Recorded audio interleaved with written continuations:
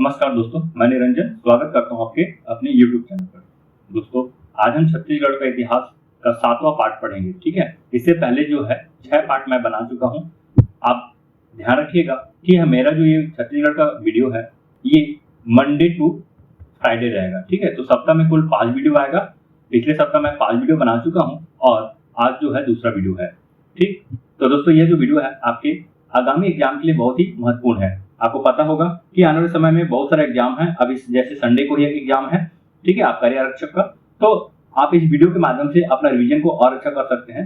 इसमें question answer format में दिया गया है और साथ ही साथ और ज्यादा डिटेल्स भी है, ताकि आप और ज्यादा जानकारी यहाँ से प्राप्त कर सकते हैं।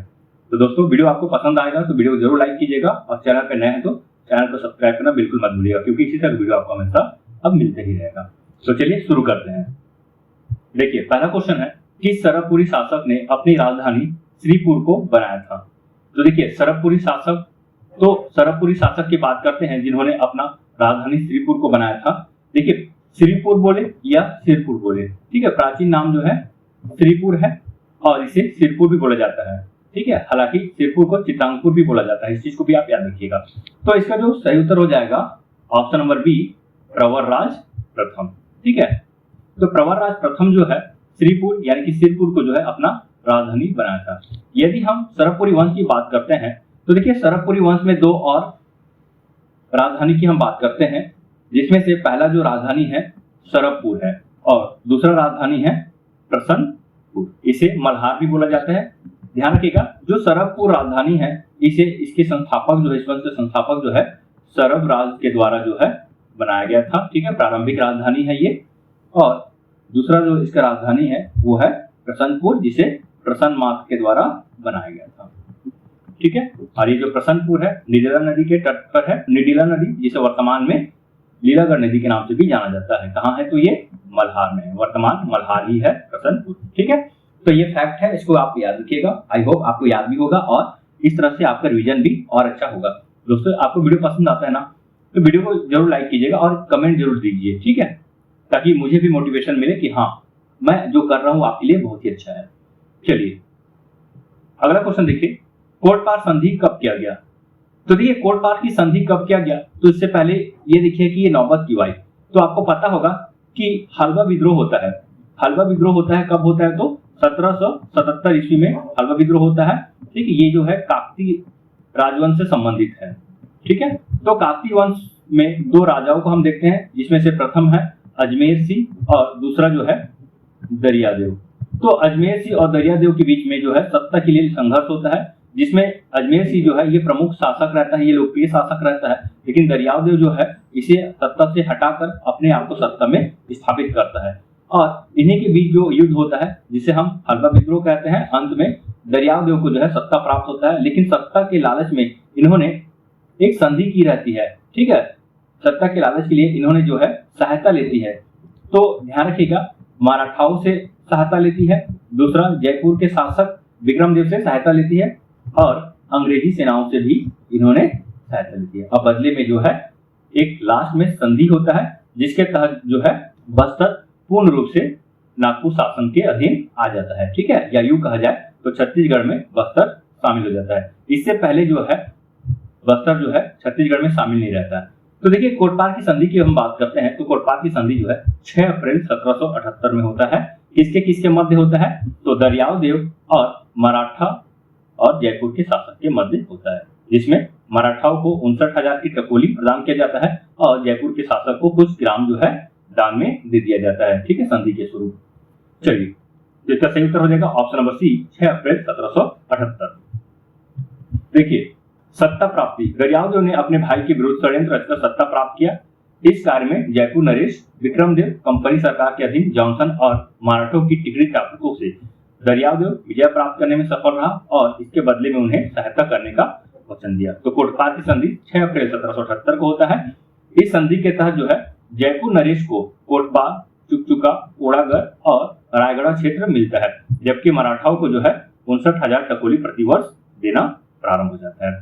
तो टकोरी देने का मतलब यही होता है कि अधीनता स्वीकार करना। ठीक है, तो ध्यान रखिएगा, इस समय जो छत्तीसगढ़ में जो है रत्नपुर से जो शासन चल रहा था मराठाओं का, तो अब बस्तर जो है मराठों के अधीन आ जाता है और प्रति वर्ष जो है 59,000 टकोली देना प्रारंभ कर देता है।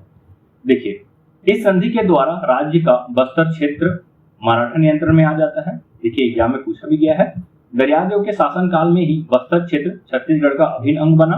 दरियादेव ने सत्ता के लोभ में बस्तर की स्वाधीनता को बेच दिया और यह संधि स्वीकार कर ली। तो ये प्रमुख विशेष है। यदि आप प्री के बाद मेंस के एग्जाम लिखेंगे दोस्तों, तो ये इस तरह का पूरा डिटेल्स आपको पता होना चाहिए। ठीक है, चलिए, इसमें आप एक चीज याद रखिएगा। पहला तो ये है इसमें कि इसका संधि कब होता है। दूसरा जो है, इसमें जो दरियादेव जो है हेल्प लेते हैं, ये जॉनसन, मराठा और विक्रमदेव। ठीक है, ये तीनों के सहायता लेते हैं। ठीक, जब संधि होता है ना, तो उस समय जो है बिंबाजी भोसले के प्रतिनिधि जो है त्र्यंबक अवीर राव होते हैं। तो यहाँ से भी एक क्वेश्चन पूछा जाता है कि किसके साथ जो है संधि होता है। ठीक है, तो प्रतिनिधि का नाम याद रखिएगा, त्र्यंबक अवीर राव।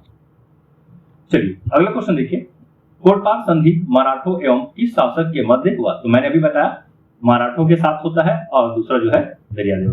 तो एक तरफ दरियादेव, दूसरी तरफ मराठा और जयपुर के शासक विक्रमदेव। ठीक है, याद रखिएगा। चलिए, अगला क्वेश्चन देखिए, वीर सिंह देव ने किस दुर्ग का निर्माण करवाया था। तो यदि हम वीर सिंह देव की बात करते हैं, तो ये राजपुर के दुर्ग का निर्माण करवाया था। ठीक है, याद रखिएगा, राजपुर का दुर्ग। दुर्ग का मतलब होता है दोस्तों किला। ठीक है, चलिए, यदि हम बात करते हैं इसके शासन काल का, तो वीर सिंह देव जो है इसका जो शासन काल है 1654 से 1680। याद रखिएगा, किस वंश से संबंधित है, तो ये है काकतीय। तो इस तरह की चीजें आपको याद होना बहुत ही जरूरी है।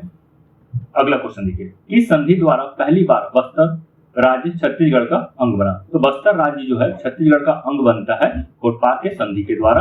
कोटपार की संधि कब होता है, तो 6 अप्रैल 1778 ईस्वी में होता है।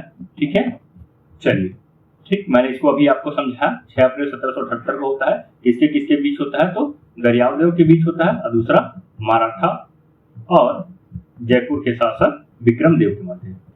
चलिए, अगला क्वेश्चन देखिए, सरबपुरी वंश का अंतिम शासक कौन था। तो सरबपुरी वंश का अंतिम शासक की हम बात करते हैं, तो प्रवरराज द्वितीय। तो प्रवरराज द्वितीय जो है सरबपुरी वंश का अंतिम शासक है। देखिए, इस वंश के शासक को लेकर एक ट्रिक है, इसे आप याद रखिएगा। तो इसका जो ट्रिक है, सन ओनली हैप्पी, प्रवर का शुभ। ठीक है, इतना याद रखिएगा। तो सन ओनली हैप्पी, प्रवर का शुभ। स से सरवराज, न से नरेंद्रराज, ओनली हैप्पी यानी कि प्रसन्न मात्र, प्रवरराज प्रथम, सुदेवराज और प्रवरराज द्वितीय। तो ये इसका ट्रिक है, याद रखिएगा, सन ओनली हैप्पी, प्रवर का शुभ। तो प्रवरराज द्वितीय जो है सरबपुरी वंश का अंतिम शासक था। तो ये प्रवरराज द्वितीय को जो है उदयन जो है सत्ता से पराजित करता है, सत्ता से हटाता है। ठीक है, और पांडु वंश का स्थापना करता है। ठीक, इतना याद रखिएगा। यदि हम उदयन की बात करते हैं, तो उदयन जो है ये सुदेवराज के यहाँ क्या थे, सामंत थे, या दूसरे शब्दों में बोला जाए तो ये जो है सुदेवराज के सर्वाधिकारकर्ता थे। ठीक है, इतना आप याद रखिए। चलिए, अगला क्वेश्चन देखिए, इस सरबपुरी शासक ने भारी मात्रा में सोने एवं चांदी के सिक्के जारी किए। तो देखिए, सोने एवं चांदी के सिक्के जारी करने वाले जो है प्रसन्न मात्र। ठीक है, तो प्रसन्न मात्र जो है पांडु वंश के सबसे प्रमुख शासक थे। इन्होंने सोने के सिक्के चलाए। प्रमुख रूप से इनका जो सोने के सिक्के जो है सिरपुर से हमें प्राप्त होता है। और यदि हम सिक्के की बात करते हैं, तो इनके सिक्कों में गरुड़, शंख, चक्र ये अंकित होते हैं। ठीक है, तो याद रखिएगा, इसका जो सही उत्तर हो जाएगा ऑप्शन नंबर डी, प्रसन्न मात्र। अगला क्वेश्चन देखिए, इंद्रबल राज किसका सामंत था। तो देखिए, यदि हम इंद्रबल राज की बात करते हैं, तो इंद्रबल राज जो है सुदेव राज के जो है सामंत थे। ठीक है, तो देखिए, कई बार सामंत के तौर पे इन्हें देखा जाता है और कई बार इसे जो है सर्वाधिकारकर्ता या दूतक भी कहा जाता है। तो एग्जाम में देखिए, सामंत बोले, सर्वाधिकारकर्ता बोले या दूतक बोले, सब एक ही चीज है, याद रखिएगा। तो इसका सही उत्तर जाएगा सुदेव राज। अगला क्वेश्चन, पांडुवंश की स्थापना किसने किया था। तो देखिए, पांडुवंश की स्थापना जो है इंद्रबल के द्वारा किया जाता है। ठीक, याद रखेंगे, यदि हम पांडुवंश के वंशावली की बात करते हैं, तो इसका एक ट्रिक है, उई नम नच हम। ठीक है, तो इस तरह से इस ट्रिक के माध्यम से जो है आप इसे याद कर सकते हैं। उई नम नच कम, उदयन, इंद्रबल, नरेंद्रराज, महाशिव तिवारदेव, नंदराज, चंद्रगुप्त, हर्षगुप्त, महाशिवगुप्त, बालार्जुन। ठीक है, तो ये इस तरह का ट्रिक है, याद रखिएगा। जो इंद्रबल है यही वास्तविक संस्थापक है, ठीक। और इंद्रबल जो है ये सरपुरी वंश के शासक सुदेवराज के सामंत थे या सर्वाधिकार थे, ठीक है। और इन्होंने जो है प्रवर राजदूती को पद से हटाकर जो है पांडु वंश की स्थापना, ठीक, इसका आप याद रखिएगा। अगला क्वेश्चन देखिए, प्राचीन काल में इस राज्य में शासन करने वाले निम्नलिखित में से किस वंश के राजाओं ने त्रिकलिंगाधिपति की उपाधि धारण की? तो देखिए, त्रिकलिंगाधिपति की उपाधि धारण करने वाले जो है ये सोमवंशी शासक है। तो ये जो सोमवंशी शासक है ये कलिंग के सोमवंशी शासक है, इसको भी आप याद रखिएगा। कलिंग के सोमवंशी शासकों ने त्रिकलिंगाधिपति की उपाधि धारण की है। देखिए, यदि हम बात करते हैं इसके संस्थापक का, तो इस वंश का जो संस्थापक है वो है शिवगुप्त। तो शिवगुप्त को छोड़कर बाकी सभी शासक जो है त्रिकलिंगाधिपति की उपाधि धारण करते हैं, लेकिन शिवगुप्त नहीं करते हैं। ध्यान रखेंगे, इस वंश का संस्थापक है शिवगुप्त, और वही यदि हम अंतिम शासक की बात करते हैं तो कर्ण केसरी है। अगला क्वेश्चन, पांडुवंश का राजधानी इनमें से कौन था? तो पांडुवंश की राजधानी जो है सिरपुर है, ठीक है। इसका प्राचीन नाम चित्रांगपुर है। देखिए, यदि हम सिरपुर के पांडुवंश की बात करते हैं तो इनका जो शासन काल है 6वीं से 7वीं शताब्दी तक देखने को मिलता है। राजधानी सिरपुर है। इन्होंने परम भागवत की उपाधि धारण की है। ताम्रपत्र जो है सिरपुर से जारी किया गया है। आदि पुरुष उदयन, मैंने आपको ट्रिक के माध्यम से बताया था, उई नम नक्षम, तो आदि पुरुष उदयन है, लेकिन संस्थापक जो है इंद्रबल है, जो कि प्रवर राजदूती को हरा कर जो है इस वंश का स्थापना करते हैं। साहित्यिक भाषा की बात करते हैं तो संस्कृत है। लिपि, तो ताम्रपत्र में पेटिका शिष्ट लिपि देखने को मिलता है, और वही शिलालेखों में किलाक्षर लिपि देखने को मिलता है। ये चीज याद रखिएगा कि सिरपुर के पांडुवंश के समय ही छत्तीसगढ़ का स्वर्ण काल चलता है, ठीक है। तो छत्तीसगढ़ का स्वर्ण काल किसके समय में देखने को मिलता है? तो महाशिवगुप्त बालार्जुन के कार्यकाल में देखने को मिलता है, और छत्तीसगढ़ का उत्कर्ष काल जो है महाशिव तिवारदेव के समय में देखने को मिलता है। महाशिव तिवारदेव को जो है सकल कोषाधिपति या कौशल मंडलाधिपति की उपाधि भी धारण किया गया। यदि हम बात करते हैं मंदिरों का निर्माण काल, तो यदि हम स्थानीय राजवंशों के बारे से बात करते हैं तो पांडु वंश जो है छत्तीसगढ़ के स्थानीय राजवंश है, और पांडु वंश के समय ही मंदिरों का निर्माण जो है बहुत ज्यादा हम देखते हैं। अगला क्वेश्चन देखिए, किस सोमवंशी शासक ने सकल कोषाधिपति की उपाधि धारण किया था? तो देखिए, सकल कोषाधिपति की उपाधि धारण करने वाला जो है महाशिव तिवारदेव। इसका सही उत्तर हो जाएगा महाशिव तिवारदेव। तो महाशिव तिवारदेव जो है सकल कोषाधिपति की उपाधि धारण करते हैं, और इसका जो साक्ष्य है हमें अभिलेखों से प्राप्त होता है। वही हम बात करते हैं कोषाधिपति की, तो कोषाधिपति की उपाधि ये धारण करते हैं, और इसका साक्ष्य जो है हमें इसके राज मुद्रा से प्राप्त होता है। तो याद रखिएगा, सकल कोषाधिपति और कोषाधिपति की उपाधि जो है महाशिव तिवारदेव धारण करते हैं, जो कि सोमवंश से संबंधित शासक हैं। और वही हम महाशिव तिवारदेव की बात करते हैं तो महाशिव तिवारदेव जो है वैष्णव धर्म के अनुयायी है। चलिए अगला क्वेश्चन देखिए, नन्नदेव द्वितीय ने किसका उपाधि धारण किया? तो यदि हम नन्नदेव द्वितीय की बात करते हैं तो नन्नदेव द्वितीय जो है कौशल मंडलाधिपति की उपाधि धारण करते हैं। तो इसका सही उत्तर हो जाएगा ऑप्शन नंबर डी, कौशल मंडलाधिपति। ध्यान रखेंगे, उस समय मैं महाशिव तिवारदेव के बारे से बता दिया था गलती से, कौशल मंडलाधिपति। तो ध्यान रखिएगा, महाशिव तिवारदेव जो है सकल कोषाधिपति उपाधि धारण करते हैं और कोषाधिपति की उपाधि धारण करते हैं, जबकि नन्नदेव द्वितीय जो है कौशल मंडलाधिपति की उपाधि धारण करते हैं, ठीक है। यदि हम इसके ताम्रपत्र की बात करते हैं नन्नदेव द्वितीय की, तो इसका ताम्रपत्र जो है हमें अरभाड़ से मिलता है। अरभाड़ जो है ये शक्ति जिला में पड़ता है। और यदि हम जीर्णोद्धार की बात करते हैं तो इन्होंने जो है शिव मंदिर का जीर्णोद्धार करते हैं, जो कि अरभाड़ में स्थित है। अगला क्वेश्चन देखिए, अरभाड़ ताम्रपत्र से किस सोमवंशी शासक के बारे में जानकारी मिलती है? तो देखिए, इसका सही उत्तर हो जाएगा नन्नदेव द्वितीय, ठीक है। अभी मैंने आपको बताया कि नन्नदेव द्वितीय का जो है अरभाड़ ताम्रपत्र प्राप्त होता है, और इसी में जानकारी मिलती है कि यहाँ के शिव मंदिर का इन्होंने जीर्णोद्धार किया है। अगला क्वेश्चन, सिरपुर स्थित लक्ष्मण मंदिर का निर्माण कार्य किसने शुरू किया? तो यदि हम सिरपुर स्थित लक्ष्मण मंदिर की बात करते हैं तो हर्षगुप्त की पत्नी वास्ता देवी जो है लक्ष्मण मंदिर का निर्माण करती है, और इसका पूर्ण जो है महाशिवगुप्त बालार्जुन के द्वारा कराया जाता है। तो प्रारंभ करने वाली इसकी मम्मी है, वास्ता देवी और पूर्ण करने का काम जो है महाशिवगुप्त बालार्जुन के द्वारा किया जाता है। लक्ष्मण मंदिर जो है ये विष्णु मंदिर है। कहाँ स्थित है? तो सिरपुर में स्थित है और ये लाल ईंटों से निर्मित छत्तीसगढ़ का मंदिर है।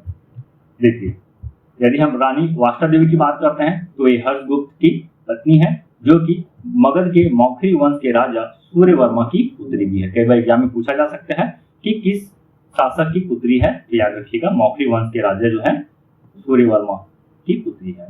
मंदिर निर्माण किया है इन्होंने लक्ष्मण मंदिर सिरपुर में। ठीक है, तो अपने पति हर्षगुप्त की मृत्यु के बाद जो है उनकी याद में जो है इस मंदिर का निर्माण करते हैं। इसका पूर्ण जो है महाशिवगुप्त बालार्जुन के काल में होता है। ठीक है, इनके द्वारा ही होता है। लाल ईंटों से निर्मित ये नागर शैली में बना मंदिर है, भगवान विष्णु का मंदिर है और मंदिर की प्रशस्ति रचना जो है कवि ईशान के द्वारा किया गया है।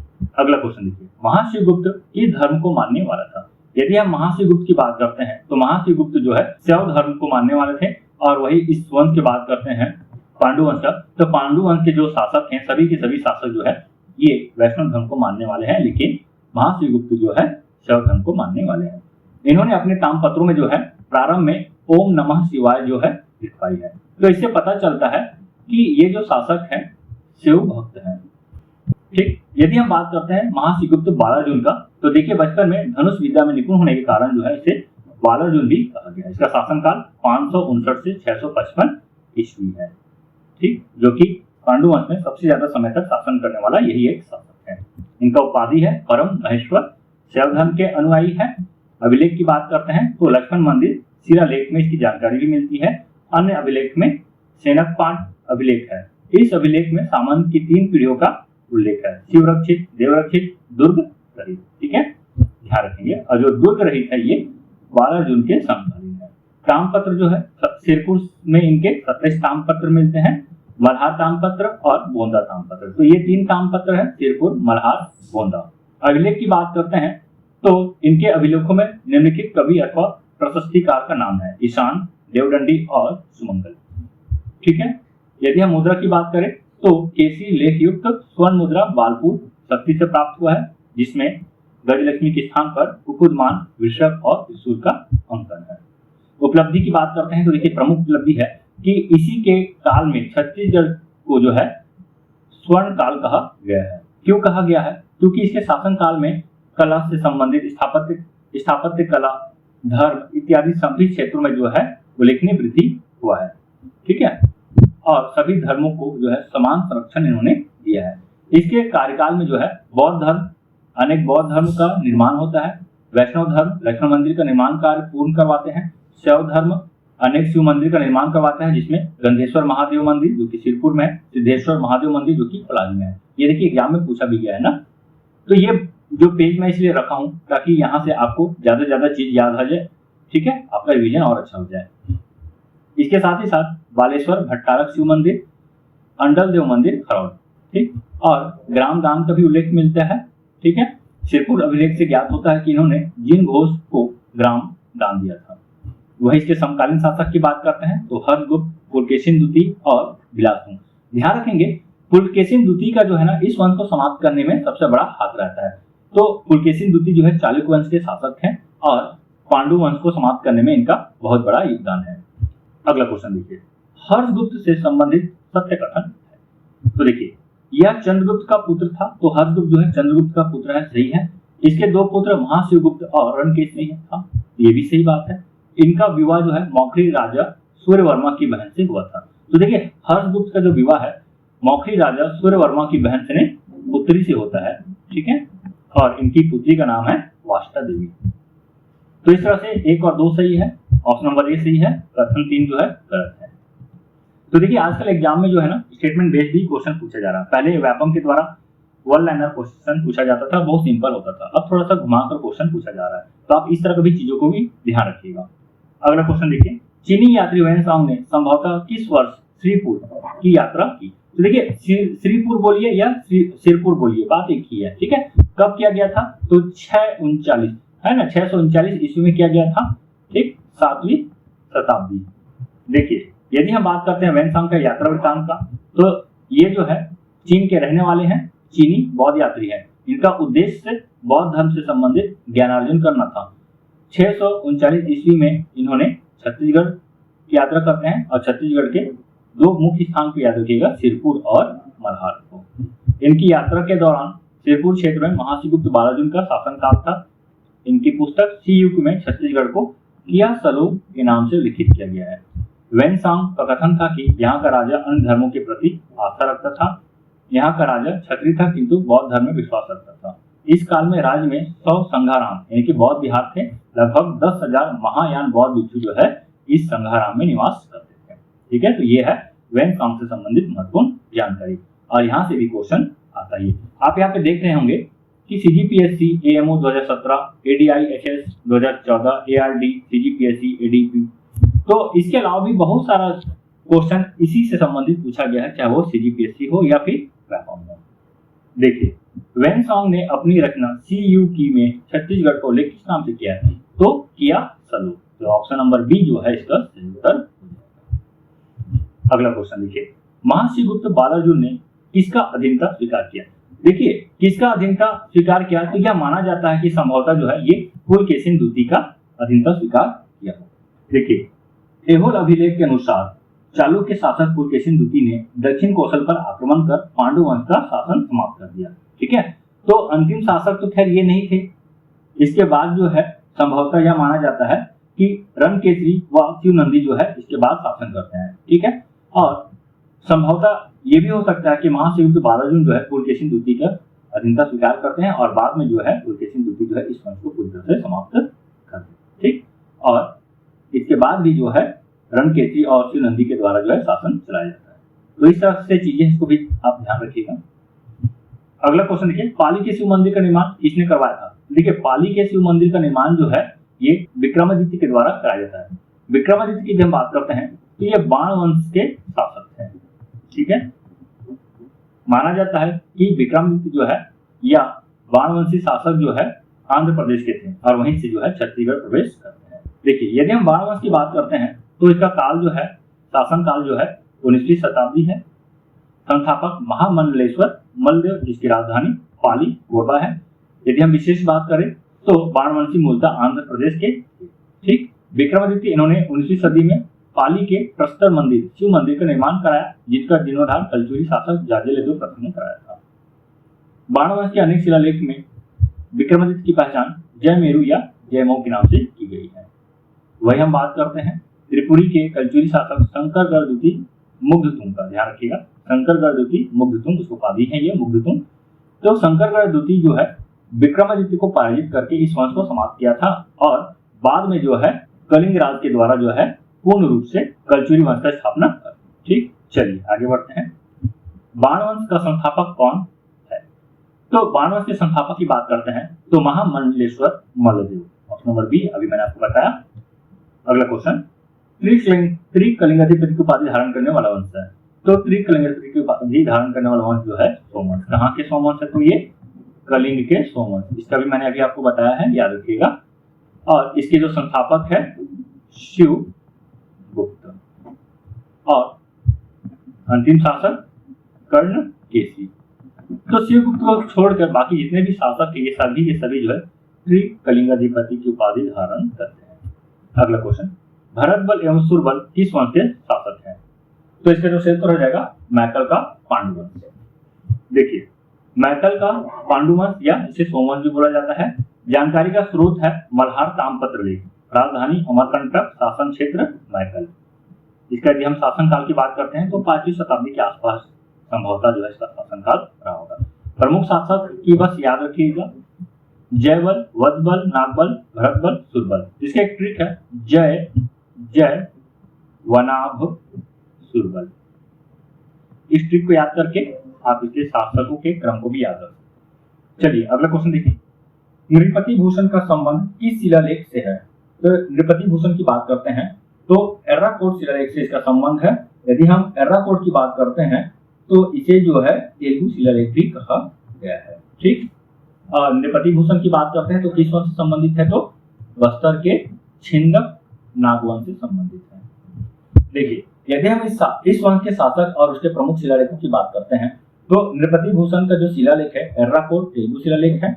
उसके बाद सोमेश्वर प्रथम का पुरुषपात शिलालेख, जयसी देव प्रथम का सोनारपाल शिलालेख, जगदेव भूषण नरसिंह देव का दंतेवाड़ा स्तंभ लेख, हरिश्चंद्र देव का टेमरा सतीलेख। ठीक है, टेमरा सतीलेख जहां हम देखते हैं कि इस वंश का जो अंतिम शासक जो होते हैं हरिश्चंद्र देव होते हैं और इसे जो है अन्नम देव जो है पराजित करते हैं। तो अन्नम देव जो है हरिश्चंद्र देव को पराजित कर बस्तर का काकती वंश की स्थापना करते हैं और इसको पराजित करने के बाद इन्होंने जो है इसकी बेटी चमेली देवी से विवाह का प्रस्ताव करता है, लेकिन वह जो है अस्वीकार कर देती है। बाद में चमेली देवी के साथ भी अन्नम देव का युद्ध होता है और जिसके फलस्वरूप बाद में चमेली देवी जो है सती हो जाती है। ठीक है, तो ये जो टेमरा का सती अभिलेख जो है ये हरिश्चंद्र देव के शासनकाल का है और इसकी जानकारी है। अगला क्वेश्चन देखिए, टेमरा स्थित सती स्मारक में किस शासक के बारे में जानकारी मिलती है? तो मैंने अभी आपको बताया टेमरा स्थित जो सती स्मारक है इसमें जो है हरिश्चंद्र देव के बारे से हमें जानकारी मिलती है। ठीक, जो कि इस वंश छिंदक नागवंश के जो है अंतिम शासक होते हैं और अन्नम देव द्वारा पराजित होते हैं। ठीक है, याद रखिएगा इसका उत्तर जो है ऑप्शन नंबर डी हरिश्चंद्र देव है। अगला क्वेश्चन, दक्षिण कोसल अथवा छत्तीसगढ़ के इतिहास का स्वर्ण काल किसके शासनकाल को कहा जाता है? तो इसका भी मैंने उत्तर बताया आपको, महासुगुप्त बालार्जुन। देखिए कई बार चीजें रिपीट हो जा रहा है तो आप ऐसा मत समझिए कि एक ही क्वेश्चन को बार बार रिपीट किया जा रहा है। इससे क्या है ना, आपका रिवीजन ही हो रहा है। मैं मानता हूँ यदि आप बहुत ज्यादा पढ़ चुके होंगे तो आपको थोड़ा इजी लग रहा होगा और शायद बोरिंग भी लग रहा होगा, लेकिन ऐसे बहुत सारे स्टूडेंट हैं जिसे इसको बार बार देखकर सुनकर जो है उससे जो है याद हो रहा होगा। यदि आप उनमें से एक है तो आप जरूर कमेंट करके बताइएगा कि हाँ इस वीडियो से मुझे जो है बहुत फायदा हो रहा है। ठीक है, चलिए देखिए स्वर्ण काल क्यों कहा जाता है? क्योंकि इसी के काल में जो है छत्तीसगढ़ का संपूर्ण विकास होता है, जहां हम शिक्षा, स्थापत्य, धर्म, ये सारी चीजों में हम देखते हैं प्रमुख उन्नति होती है। ठीक है, तो देखिए इतिहास का स्वर्ण काल कहा जाता है इसके शासनकाल। इसके शासनकाल में बौद्ध धर्म से संबंधित जो है अनेक बौद्ध विहार का निर्माण कराया जाता है, वैष्णव धर्म से संबंधित वैष्णव मंदिर का निर्माण कराया जाता है, शैव धर्म से संबंधित गंधेश्वर महादेव, सिद्धेश्वर महादेव, बालेश्वर भट्टारक शिव मंदिर, अंडल देव मंदिर, ये मंदिरों का निर्माण किया जाता है। देखिए जो स्वर्ण काल होता है इसको आप समझिएगा पहले। स्वर्ण काल का ये मतलब नहीं है कि बहुत सारे मंदिरों का निर्माण कराया गया है तो स्वर्ण काल बोल दिया गया, ऐसा नहीं होता। स्वर्ण काल का मतलब होता है कि सभी क्षेत्रों में जो है प्रमुख उन्नति हमें देखने को मिलता है, जैसे कि शिक्षा है, स्थापत्य कला है, धर्म, ये सभी चीजों में जो है प्रमुख प्रगति की हो तो हम इसे बोलते हैं स्वर्ण काल। अगला क्वेश्चन देखिए, सिरपुर स्थित लक्ष्मण मंदिर का निर्माण किससे किया गया? तो देखिए यदि हम लक्ष्मण मंदिर की बात करते हैं सिरपुर का, तो इसको निर्माण जो है प्रारंभ करने वाली वाष्टा देवी है। ठीक है, और पूर्ण जो कराने वाले शासक है वो है महाशिव बालार्जुन। ठीक है, याद रखेंगे ये जो शिव मंदिर है वैष्णव मंदिर है और लाल ईंटों से निर्मित मंदिर है। दोस्तों यहीं तक था हमारा वीडियो आपको कैसा लगा कमेंट करके जरूर बताइएगा। वीडियो आपको पसंद आता है तो वीडियो को जरूर लाइक कीजिए और चैनल पे नया है तो चैनल को सब्सक्राइब करना बिल्कुल मत भूलिएगा, क्योंकि इस तरह का वीडियो आपको हमेशा मिलता रहेगा। मिलते हैं नई वीडियो के साथ, तब तक के लिए बाय बाय, जय हिंद, जय भारत, धन्यवाद।